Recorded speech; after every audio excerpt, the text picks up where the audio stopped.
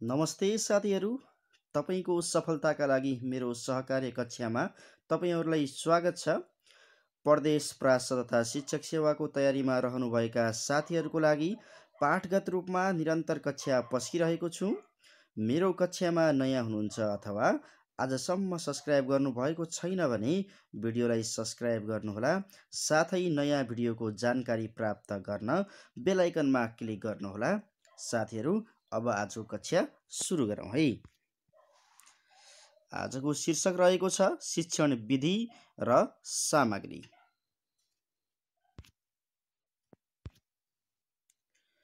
पहिलो प्रश्न रहेको छ साथीहरू, शिक्षण कला, शिक्षण कौशल, शिक्षकको हतियार तथा गहना आदिका रूपमा कसलाई चिनिन्छ? शिक्षण विधि। अब शिक्षण विधिलाई शिक्षण कला, शिक्षण कौशल, शिक्षकको हतियार तथा गहना आदिका रूपमा चिनिँदो रहेछ है साथीहरू। अर्को प्रश्नतर्फ जान्छौँ साथीहरू। शिक्षण विधि प्रयोग गर्ने सूत्रहरू। सरलबाट जटिलतर्फ, अनुभूतिबाट विचारतर्फ, मनोवैज्ञानिकबाट विचारतर्फ, यी चाहिँ शिक्षण विधि प्रयोग गर्ने सूत्रहरू रहेका छन्। यसबाट प्रश्नहरू बन्न सक्छ। अब प्रश्नहरू तपाईलाई जसरी पनि सोध्न सक्छ है। त्यसकारणले यो तीनटै विधिहरू याद गर्नुहोला। यसमध्ये विकल्पमा जो भए पनि त्यसमाथि तपाईले विचार पुर्याउनुहोला है साथीहरू। अर्को प्रश्न, शिक्षण विधिको छनौटमा प्रभाव पार्ने तत्त्वहरू। शिक्षण विधिको छनौटमा प्रभाव पार्ने तत्त्वहरू 4वटा रहेका छन्। पहिलो विषयवस्तु, त्यसपछि विद्यार्थीको पूर्वज्ञान र समयको उपलब्धता। तीनटा मैले 4वटा भनेछु, तीनटा चाहिँ यहाँ रहेका छन्। विषयवस्तु, विद्यार्थीको पूर्वज्ञान, समयको उपलब्धता गरेर तीनटा चाहिँ शिक्षण विधिको छनौटमा प्रभाव पार्ने तत्त्वहरू रहेका छन् साथीहरू। अर्को प्रश्नतर्फ जान्छौँ। विषयवस्तु र विद्यार्थीको मस्तिष्क, विषयवस्तु र विद्यार्थीको मस्तिष्क बीच सम्बन्ध कायम कसले गर्छ त? शिक्षण विधिले नै गर्ने गर्छ है साथीहरू। अब अर्को प्रश्नतर्फ साथीहरू, सबैभन्दा पुरानो र अहिलेसम्म प्रचलित विधि कुन हो? प्रवचन विधि हो। यो हामीलाई पक्कै याद हुनुपर्छ है साथीहरू। अर्को प्रश्न, धेरै विद्यार्थीलाई समान समयमा एउटै समूहमा राखेर शिक्षण कुन विधिबाट गर्न सकिन्छ? यो चाहिँ व्याख्यान विधिबाट सम्भव हुन्छ। धेरै विद्यार्थीलाई समान समयमा एउटै समूहमा राखेर शिक्षण कुन विधिबाट गर्न सकिन्छ त भन्दाखेरि व्याख्यान विधिबाट भन्नुहोला है। अर्को प्रश्न साथीहरू, प्रशिक्षण र तालिमका लागि बढी उपयोगी विधि कुन हो? प्रशिक्षण र तालिमका लागि बढी उपयोगी विधि कुन हो त? प्रदर्शन विधि हो। अर्को प्रश्न, डायलग मेथडबाट सुरुवात भएको विधि कुन हो? प्रश्नोत्तर विधि हो। डायलग मेथडबाट सुरुवात भएको विधि चाहिँ प्रश्नोत्तर विधि। अब यसका चाहिँ प्रतिपादक भनौँ अथवा सुरुवातकर्ता भनौँ तपाईको चाहिँ सुक्रात रहेका छन् र समस्या समाधान विधिका प्रतिपादक पनि सुक्रात नै हुन् भनेर बुझ्नुहोला। समस्या समाधान विधिका प्रतिपादक पनि सुक्रात नै, डायलग मेथडका पनि सुरुवातकर्ता तपाईको चाहिँ सुक्रात नै र प्रश्नोत्तरका पनि सुक्रात नै भन्ने बुझ्नुहोला। अर्को प्रश्न, विद्यार्थीको मानसिक र शैक्षिक स्तर कुन विधिबाट पत्ता लगाउन सकिन्छ? प्रश्नोत्तर, विद्यार्थीको मानसिक र शैक्षिक स्तर कुन विधिबाट पत्ता लगाउन सकिन्छ त? प्रश्नोत्तरबाट। अर्को प्रश्न साथीहरू, कुन विधि प्रयोग गरेर विद्यार्थीको लजाउने बानी हटाउन सकिन्छ? कुन विधि प्रयोग गरेर विद्यार्थीको लजाउने बानी हटाउन सकिन्छ त? प्रश्नोत्तर विधिकै माध्यमबाट विद्यार्थीको लजाउने बानीलाई हटाउन सकिन्छ। अर्को प्रश्न साथीहरू, छलफल विधिमा कति चरण हुन्छन्? छलफल विधिमा कति चरण हुन्छन् त? 3 चरण हुन्छन्। पहिलो तयारीमा, अर्को चाहिँ सञ्चालन र अन्तिम मूल्याङ्कन है। अब छलफलको तयारी, त्यसपछि छलफल सञ्चालन हुने भयो र छलफलको मूल्याङ्कन अन्तिममा हुने भयो र 3 चरणमा चाहिँ छलफल विधिलाई पुरा गर्न सकिन्छ भन्ने कुरा बुझ्नुपर्ने हुन्छ। अर्को प्रश्न साथीहरू, छलफल विधि कति शैलीमा गर्न सकिन्छ? अब छलफल विधिका कतिवटा शैलीहरू हुन्छन् है, त 6 वटा शैलीहरू हुन्छन्। यसलाई प्रकार भन्दा पनि हुन्छ। अब एउटा चाहिँ समूह छलफल, अर्को चाहिँ गोलमेज सम्मेलन छलफल, अर्को गुन्ज सत्र छलफल, अर्को गोष्ठी छलफल, वाद विवाद छलफल, मस्तिष्क झन्झा भन्ने छ, अर्को चाहिँ अन्तिममा रहेको छ। यी छलफलका प्रकार भन्नुहोस् अथवा छलफलका शैली भन्नुहोस्, 6 प्रकारका रहेका छन् साथीहरू। समूह छलफल, गोलमेज, गुन्ज सत्र, गोष्ठी, वाद विवाद, मस्तिष्क झन्झा गरेर 6 प्रकारका छलफलका शैलीहरू रहेका छन् भनी याद गर्नुहोला है साथीहरू। अर्को प्रश्न, क्षेत्र भ्रमण विधि कति चरणमा पुरा गर्नुपर्छ? 5 चरणमा। क्षेत्र भ्रमण विधि चाहिँ कति चरणमा पुरा हुन्छ अथवा यसमा चाहिँ कति चरण हुन्छन् त भन्दाखेरि 5 वटा चरण यसमा रहेका छन्। साथीहरू, हामीले सम्पूर्ण प्रश्नहरूलाई समेट्ने प्रयास गरेका छौँ, कुनै पनि नछुट्ने गरिकन। तपाईँले यी चाहिँ मेरो कक्षाबाट तपाईँ तयारी गर्दै हुनुहुन्छ भने पक्कै पनि तपाईँले हामी पूर्ण तयारी गराउने लक्ष्यमा छौँ। त्यस कारणले तपाईँको सफलतामा नै हाम्रो सफलता लुकेको हुन्छ। त्यस कारणले ढुक्क भएर तयारी गर्नुहोला र सम्पूर्ण भिडियोलाई हेर्नुहोला। लाइक, सेयर र सब्सक्राइब चाहिँ गर्न नबिर्सनुहोला। अगाडि बढौँ है साथीहरू। अब अर्को प्रश्नतर्फ, खोज विधिका कति चरण हुन्छन्? अब खोज विधिका कति चरण हुन्छन् त? 5 चरण हुन्छन्। हेर्नुहोस् है, खोज विधिका पनि 5 चरण हुन्छन्। अब अर्को प्रश्न, समस्या समाधान विधिका कति चरण हुन्छन्? 6। खोज विधिका 5, समस्या समाधान विधिका 6 हैन। त्यसै गरी सर्वेक्षण विधिका 7, सर्वेक्षण विधिका 7, समस्या समाधान विधिका 6, खोज विधिका 5। यसरी सबैका चरण कति छन् भनेर पनि याद गर्नुपर्ने हुन्छ। अर्को प्रश्न, तर्क गर्ने, निष्कर्ष निकाल्ने र नेतृत्व सिपको विकास गर्ने विधि कुन हो? छलफल विधि। तर्क गर्ने, निष्कर्ष निकाल्ने, नेतृत्व सिपको विकास गर्ने विधि कुन हो? छलफल विधि। अब यो चाहिँ नेतृत्व सिपको विकास गर्न सबैभन्दा राम्रो विधि कुन हो भनेर पनि प्रश्न बनाउन सक्छ। छलफल विधि हो भन्ने बुझ्नुहोला। अर्को प्रश्न साथीहरू, समस्या समाधानका लागि तथ्याङ्क सङ्कलन कुन विधिले गर्दछ? समस्या समाधानका लागि तथ्याङ्क सङ्कलन कुन विधिले गर्दछ त भन्दाखेरि सोधपुछ विधिले गर्दछ। सोधपुछ विधिले चाहिँ समस्या समाधानका लागि तथ्याङ्क सङ्कलन गरिदिने कार्य गर्दछ। अर्को प्रश्न, उदाहरणबाट सिद्धान्ततर्फ अग्रसर हुने विधि कुन हो? आगमन हो। यो हामीले पढिसकेकै कुरा हो है। त प्रतिपादक चाहिँ यसका को हुन्? अरस्तु हुन् भनेर पनि बुझ्नुपर्ने हुन्छ। यो पनि प्रश्न सोध्न सक्छ है। त्यसै गरी यसैसँग सम्बन्धित अर्को प्रश्न, सिद्धान्त, नियम र परिभाषामा जोड दिने विधि कुन हो त? निगमन है। नियममा जोड दिने निगमन, उदाहरणमा जोड दिने आगमन हैन। त यसका निगमन विधिका प्रतिपादक को हुन् त? प्लेटो। आगमनका अरस्तु, आगमनका अरस्तु, उदाहरण अरस्तु, आगमन हैन। यसरी याद गर्नुहोला। अब नियम, निगमन, प्लेटो, नियम, निगमन, प्लेटो भनेर याद गर्नुहोला है साथीहरू। अब अर्को प्रश्नतर्फ जान्छौँ साथीहरू। आफ्नै प्रयत्नबाट वास्तविकता र यथार्थताको नजिक पुग्न कुन विधिले सघाउँछ? प्रयोगात्मक विधिले चाहिँ सघाउँछ।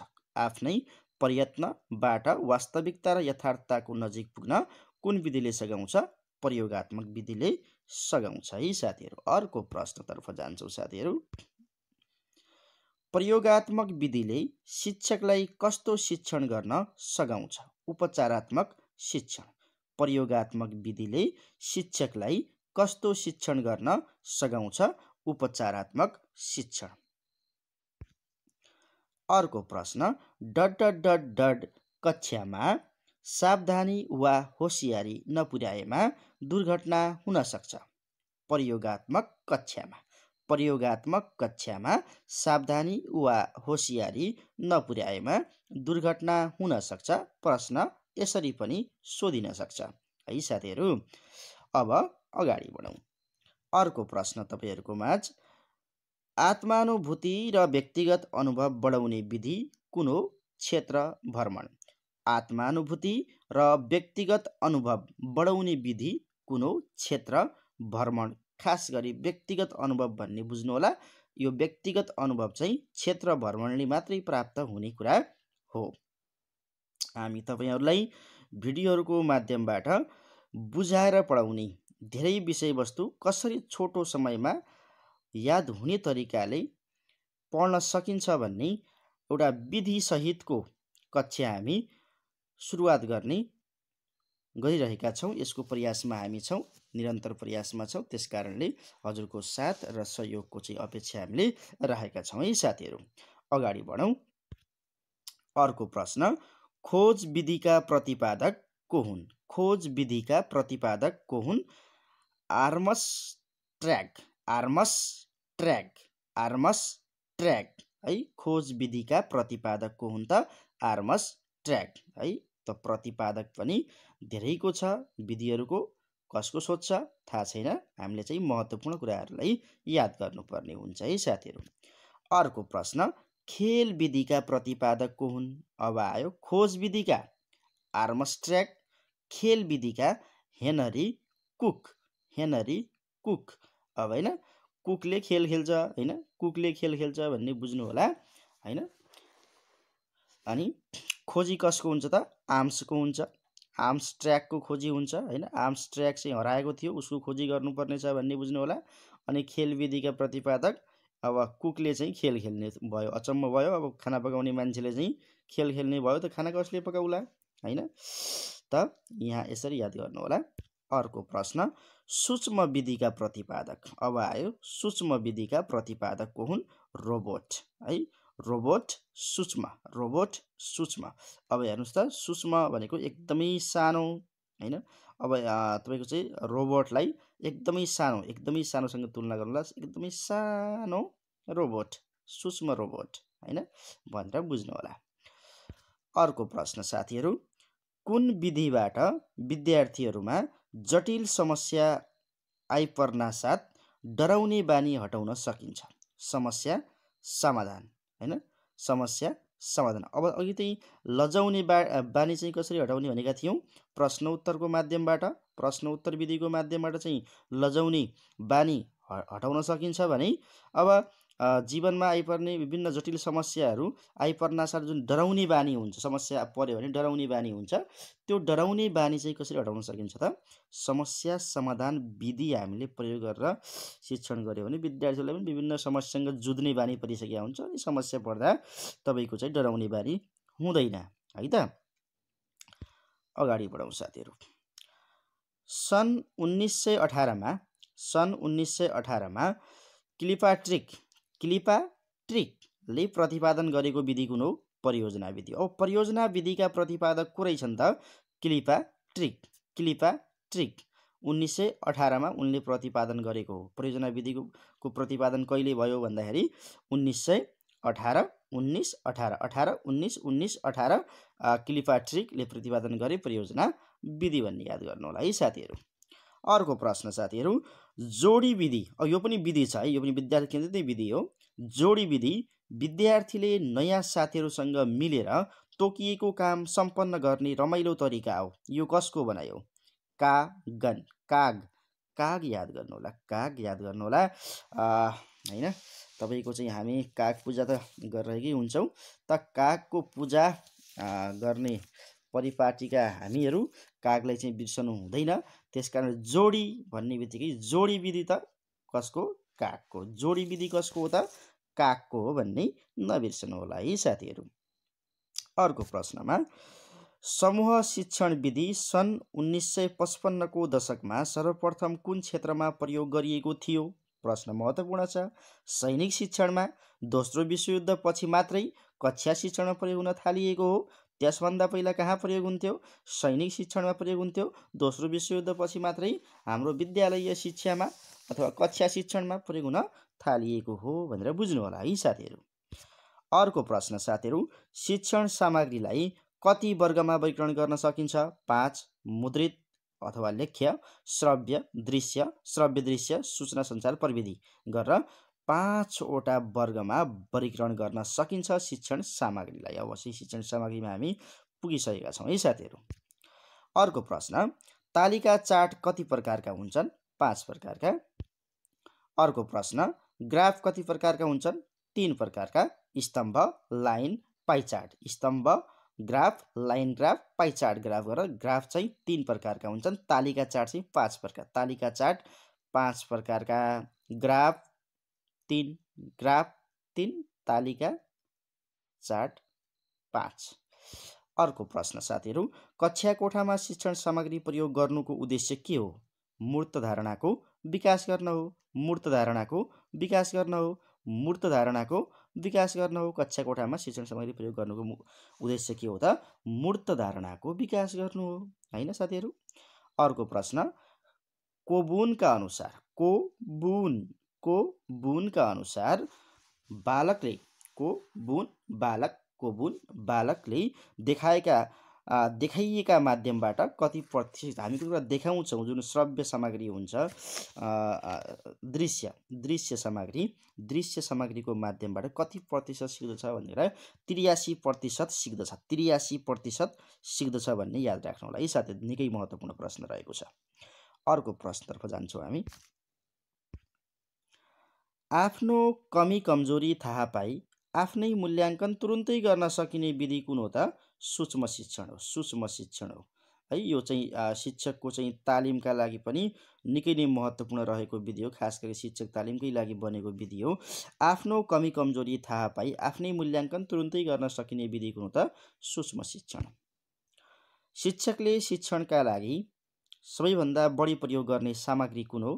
कालो पाटी अथवा सेतो पाटी भन्ने बुझ्नु होला। त्यसपछि पुस्तक आउँछ। त्यसकारणले सबभन्दा बढी प्रयोग गर्ने सामग्री चाहिँ अब कालो पाटी भन्नुहोस्, सेतो पाटी भन्नुहोस्, त्यो पाटी चाहिँ पाटी भन्ने बुझ्नु होला। अब अर्को प्रश्न साथीहरू, प्रदर्शन बोर्डको साइज सामान्यतया कति हुन्छ? 5 × 3.5 फिट है त। तपाईको 5 गुणा तपाईको 3.5 फिट प्रदर्शन बोर्डको साइज रहेको हुन्छ सामान्यतया है। यो बुझ्नु होला। यो प्रश्न पनि निकै महत्त्वपूर्ण छ, सोध्न सक्ने सम्भावना यसको पनि प्रबल रहेको छ। अब सबैको प्रबल छ। अब हामीले चाहिँ सिलेक्टेड प्रश्नहरूलाई मात्रै यहाँ ल्याएका छौँ। एकदमै अति सम्भावित र कोर्स कभर गर्ने गरिकन प्रश्नहरूलाई लिएर आएका छौँ र ती प्रश्नहरूलाई कसरी पढ्ने, बुझ्ने कसरी, त्यो पनि तरिका तपाईँहरूलाई बताउँदै गरिरहेको छु। सुन्नु होला। अगाडि बढौँ। अर्को प्रश्न साथीहरू, फ्ल्याटिन बोर्डको प्रयोग सर्वप्रथम कहाँबाट भएको पाइन्छ? बेलायत र अमेरिका। फ्ल्याटिन बोर्डको प्रयोग सर्वप्रथम कहाँबाट भएको हो त? बेलायत र अमेरिकाबाट फ्ल्याटिन बोर्ड। बेलायत र अमेरिकाबाट फ्ल्याटिन बोर्डको प्रयोग भएको हो। अर्को प्रश्न, विद्यालयहरू दैनिक जीवनका समस्या समाधानका लागि प्रयोगशाला बन्नुपर्छ। यो भनाइ कसको हो? John Dewey. विद्यालयहरू दैनिक जीवनका समस्या समाधानका लागि प्रयोगशाला बन्नुपर्छ। विद्यालयहरू कसले भनेका हुन्? जोन डिवेले भनेका हुन्। वाद विवाद विधिका जन्मदाता को हुन्? प्लेटो र सुक्रात। वाद विवाद विधिका जन्मदाता को हुन् त? प्लेटो र सुक्रात। हस्त साथीहरू, आजको लागि कक्षा यति नै। फेरि नयाँ पाठको नयाँ भिडियो लिएर आउनेछु। त्यसको चाहिँ जानकारीका लागि तपाईँले चाहिँ च्यानललाई, भिडियोलाई सब्सक्राइब गर्नुपर्ने हुन्छ, बेल आइकनलाई क्लिक गर्नुपर्ने हुन्छ, भिडियोलाई सेयर गर्नुपर्ने हुन्छ र मन परेमा लाइक पनि गरिदिनु होला भन्दै बिदा भए। हस्त, नमस्ते।